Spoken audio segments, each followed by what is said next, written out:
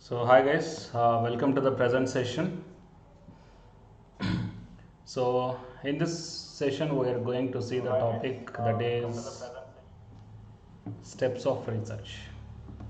So what are the different steps we have to follow at the time of doing the research? So it is a very important topic of the second unit, that is research aptitude. Fine. So the topic we are going to see right now in this video. So before going into that present session, yeah, hi Pari, good evening. Here the announcement is that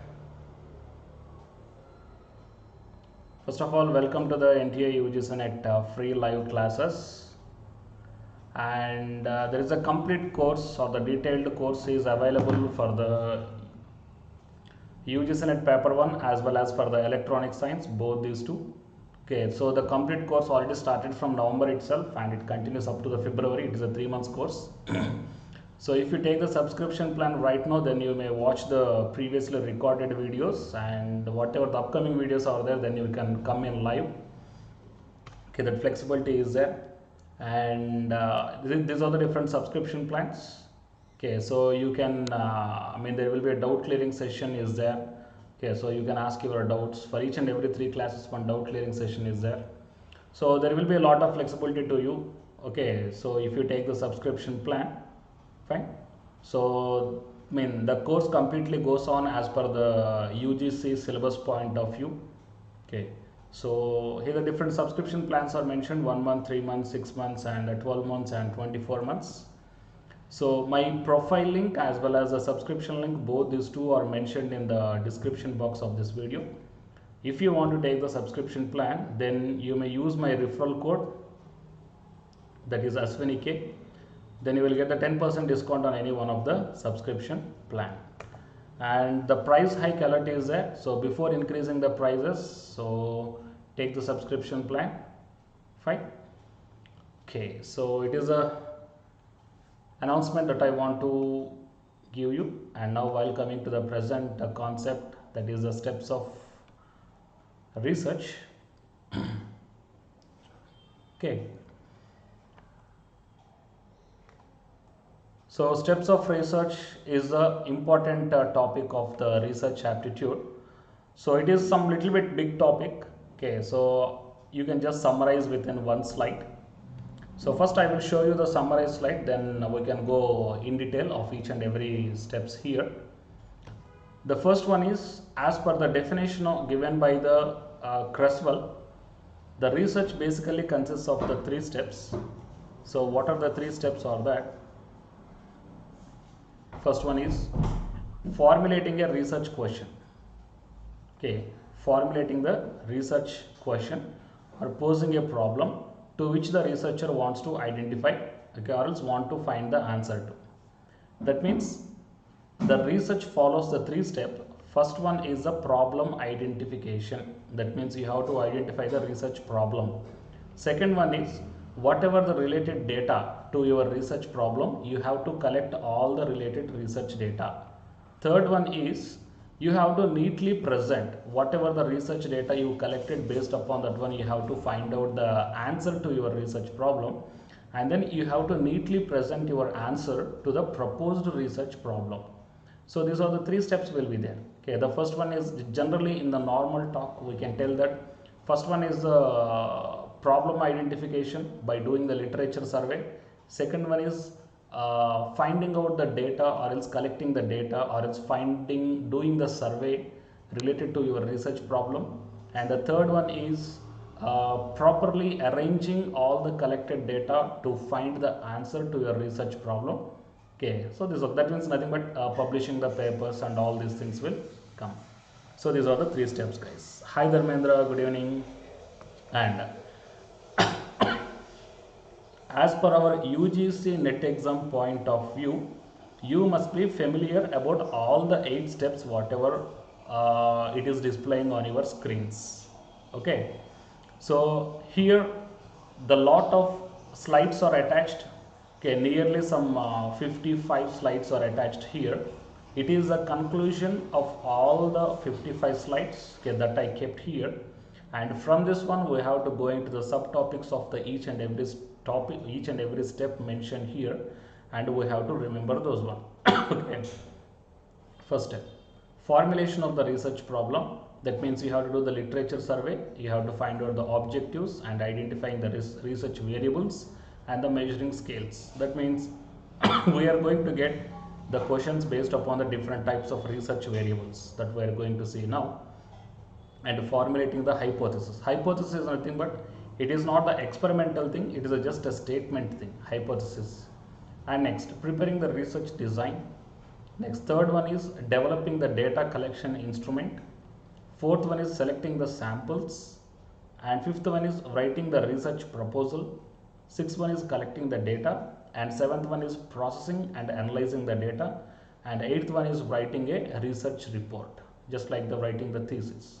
That means your research starts with the finding out the research problem and ends with properly reporting that one, including all the data you collected, all the data you interpreted, and all the data you analyzed in a neat and structured way. Okay, and whatever the thesis you are preparing, it must be in a understandable way to the next person who wants to do the extension of your research work. Okay. Next, so it is a step one. Whatever the step one we saw here, the formulation of the research problem. Okay, it is a context of the discovery.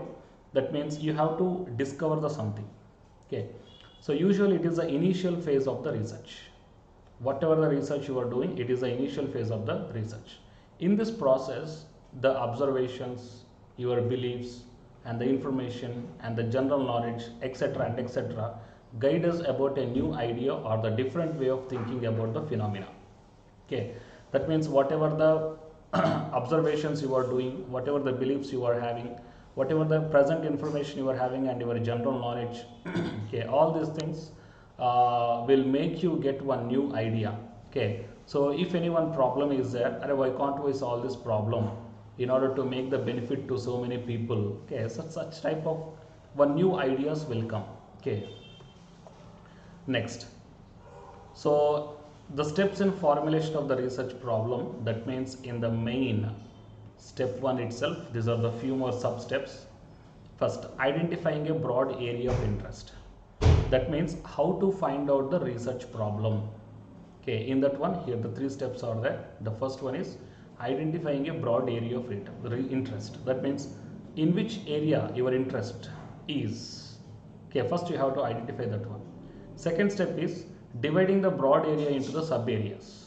Okay, whatever the interest you are having and whatever that subject, whatever that research area it is, and then you divide that one into the sub areas. Next, focusing on and selecting on the area of interest on the whatever the sub areas are there. Okay, that means first ever one broad area will be there. Out of this broad one, just focus on the subtopics. Okay, and out of the subtopics, just focus on any one subtopic and then keep on focusing on that one. Then automatically you will get the research problem. Right? So the researcher may choose one or two areas for current research, because it is not possible to pick any areas simultaneously. That means if you are having the problem with the 4 to 5 concepts, okay, then it is not possible to take all the 4 to 5 concepts in your research work. You have to take only one problem. And delete the sub areas in which researcher do not have any interest, or subsequently focus on the area you are passionate about. So whatever the research area you selected, just you focus only on that research area and don't think about the remaining concepts, don't think about the remaining areas. Next, step 4, identifying the gaps and raising the research questions. So whatever the research gap is there in between the present technology and the future problem, whatever the problem is there, you have to find out the gap between the present technology and the problem.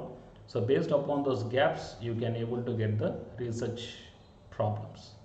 And within the area, the list all the questions whatever you are having, and the researcher wants to find the answer to them. So whatever the problems you are getting at the time of looking at the gaps, just note down all the questions or the problems and you have to find out the answer to these research problems. Okay, and coming to step 5. So objectives grow out of the question. That means you have to find out the objectives. That means if I find out, let's take one question.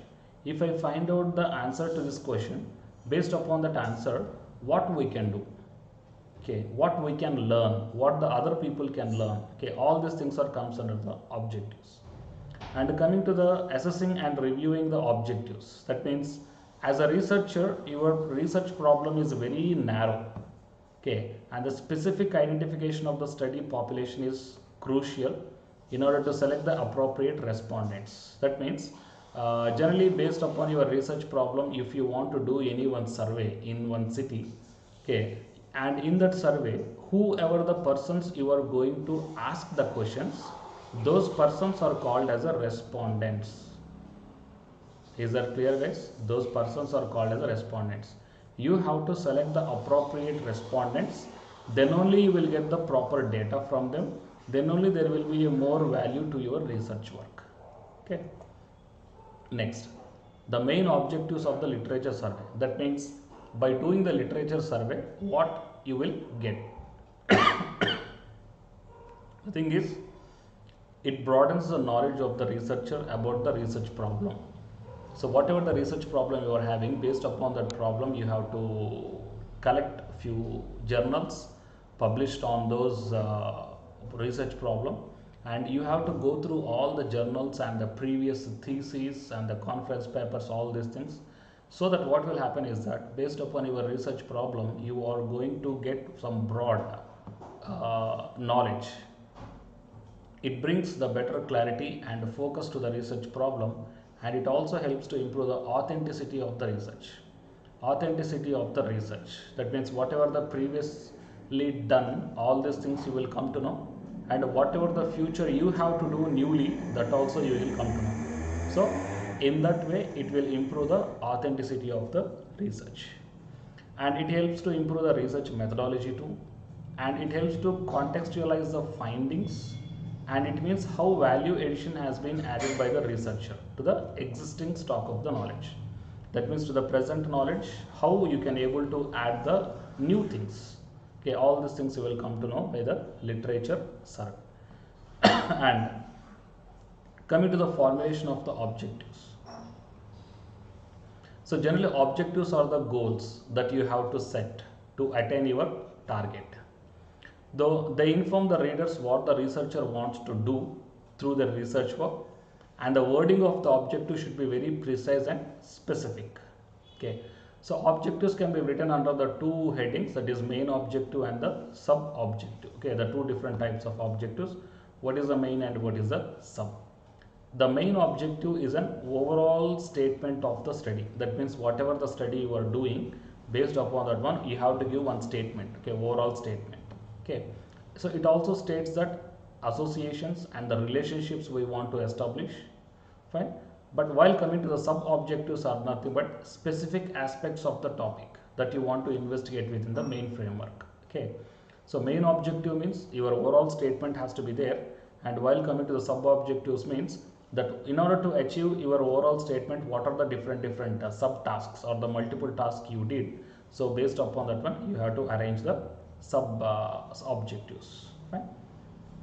And the objective should be listed numerically, and the wording should be very clear, complete and specific. Each objective should contain only one aspect of study. That means whatever the objectives you are mentioning, it must be regarding only one point. It should not include and, okay, and the other point mentioning. Okay, so each and every objective must be specific to the only one aspect of study. Next, you have to use the action oriented words or the verbs when writing the objectives. Okay, action oriented words means to achieve, to understand, okay, for examine, like that. You have to use such type of action words. So here the action words are mentioned, just like to find out, to determine, to ascertain, to measure, to explore. Okay, this all comes under the action words.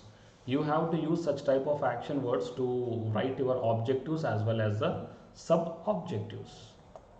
Next, coming to the variables, these are very, very important, guys. So from the past few years in the UGC NET exam, they are asking about the which type of variable it is. Okay. Fine. So we are having the independent variable and the dependent variable. Of course, we are having the few more variables also, we will see.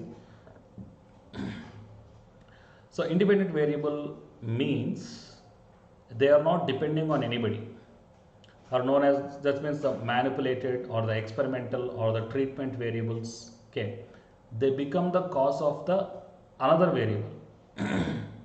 Okay, so it is a variable manipulated by the researcher in an experiment. For example, if you did not understand this example, I will tell you one. If the teacher is there, let's take the teacher and the students.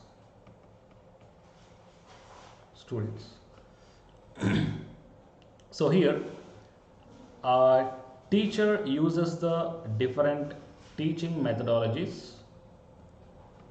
Okay, teacher uses the different teaching methodologies to make the students understand the concept.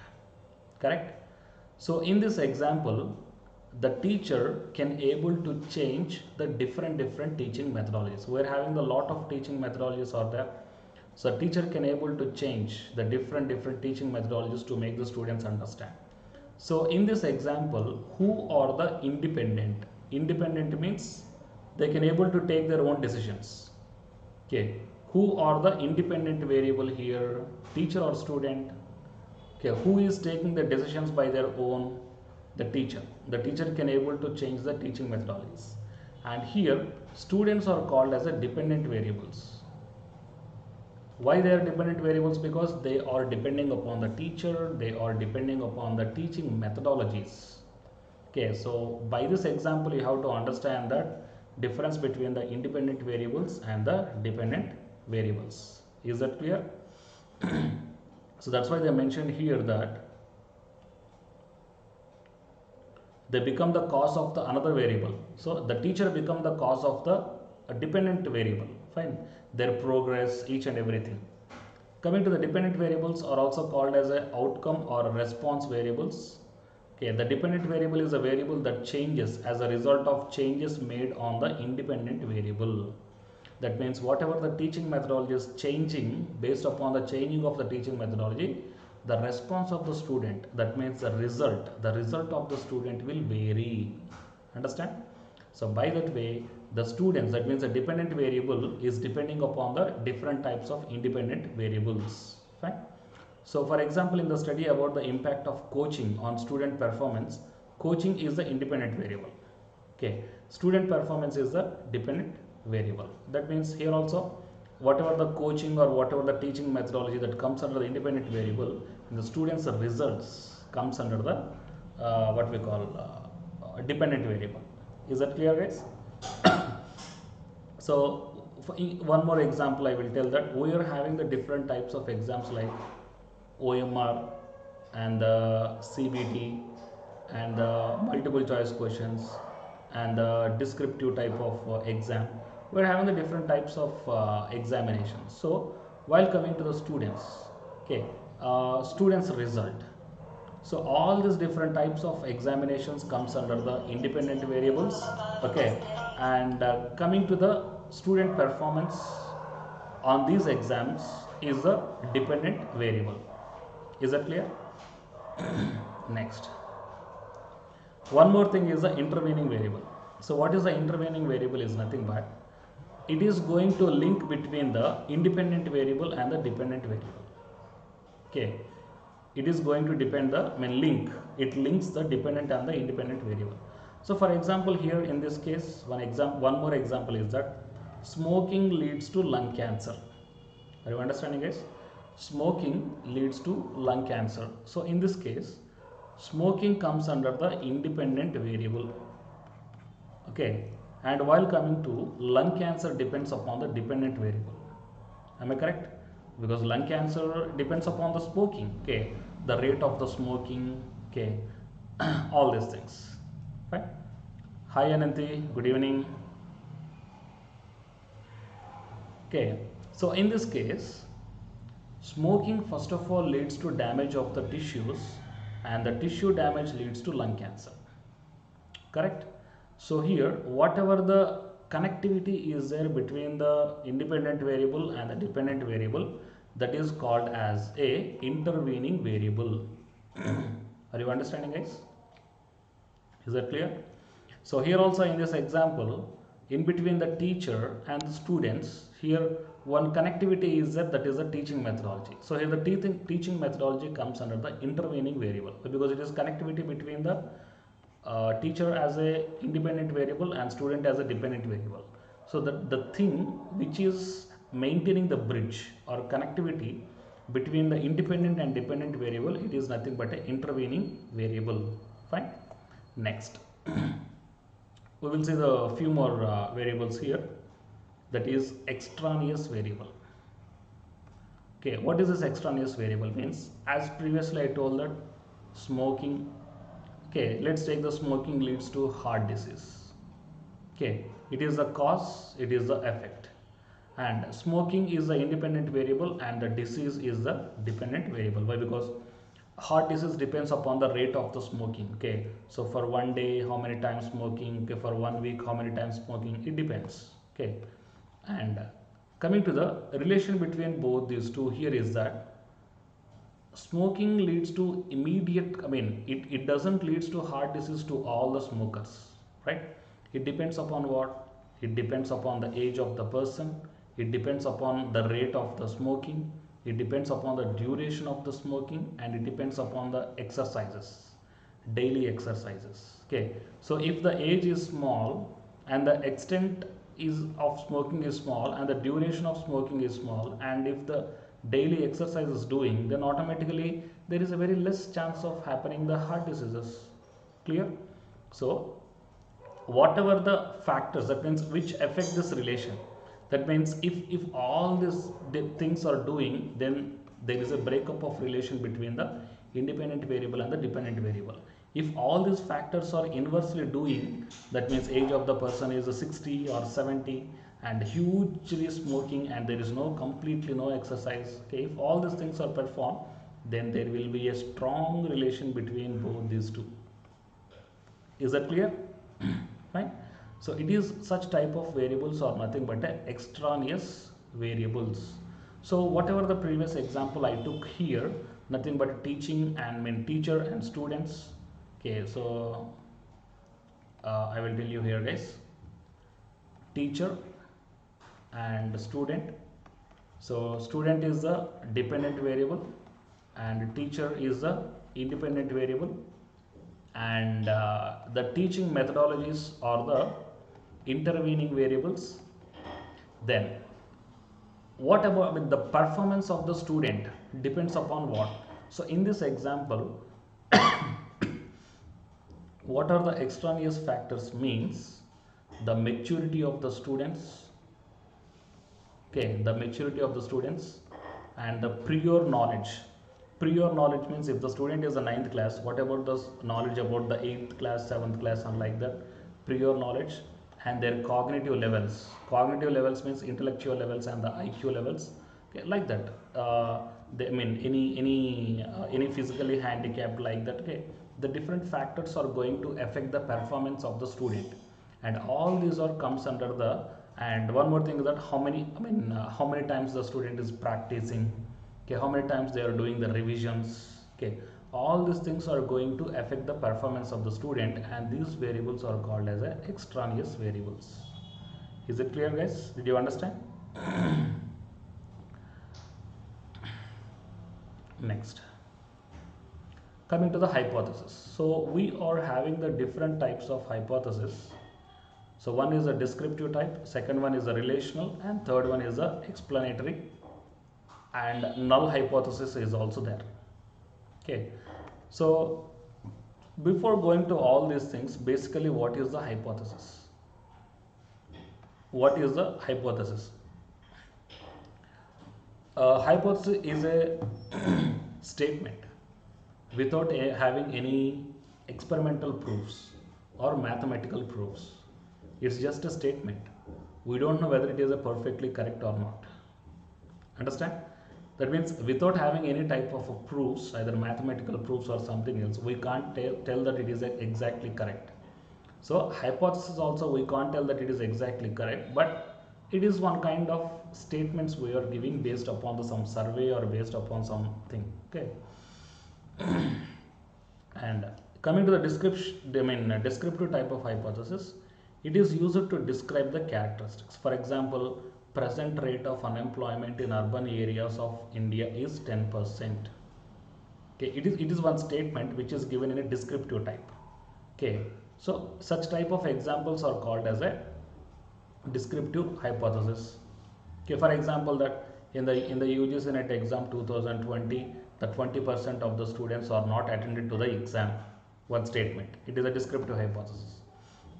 Next, coming to the relational hypothesis, they indicate the relationship between the two variables. For example, parents residing in urban areas spend more money on the education of their children. Okay, or else the children who are studying in the corporate schools, they are scoring more marks. Understand? That means the students and more marks, both these two are linked up with the relationship is maintained with the corporate schools. Fine. So that is called as a relational hypothesis. Next one is the explanatory hypothesis. That means they guide about the cause and effect relation between the two variables. For example, whenever the salaries are increasing, then the spending on food items also increases. Or else we can take one simple example that whenever the student is increasing his preparation time, then automatically the performance in the exam is increased. Okay, that is nothing but if one variable is changed, then automatically the other variable is also changed. Okay, that is the meaning of explanatory, which maintains the cause and effect relation between the two variables. And next one,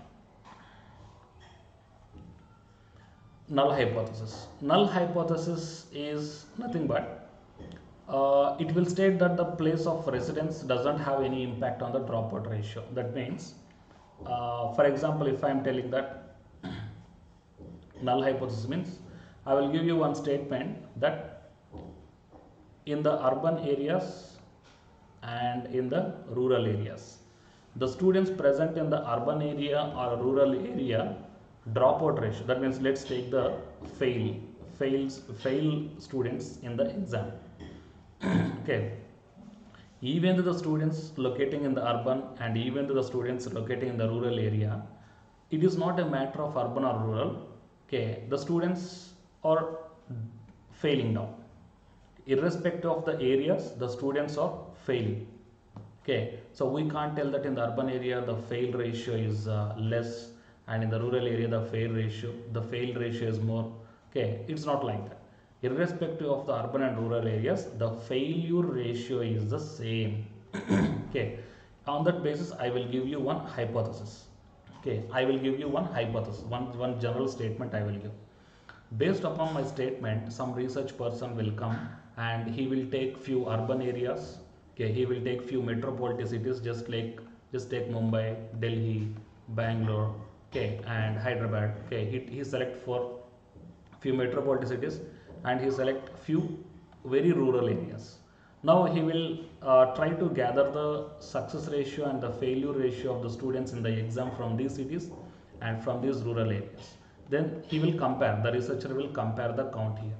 For example, if both these two count whatever the researcher is getting, okay, if both these two are same, okay, if both these two are same, then my hypothesis becomes the null hypothesis. Are you clear, guys? My hypothesis becomes a null hypothesis. That means whatever the statement I am giving and whatever the survey the researcher did, there is no difference between both these two. That's why it is a null hypothesis. For example, if the failure ratio is 60% here, if the fail ratio is 10% here, then my hypothesis will not becomes as a null hypothesis. Are you understanding, guys? Okay. So if once null hypothesis is rejected based upon the data analysis, then alternative hypothesis will be automatically accepted. What is the alternative hypothesis? If it is gone wrong, then automatically this hypothesis is accepted. That is, in urban area, the dropout ratio or the failure ratio is less, and while coming to the rural area the failure ratio is more. Okay, they will come to conclusion for that. Clear? It is a difference between the null hypothesis and the alternative hypothesis.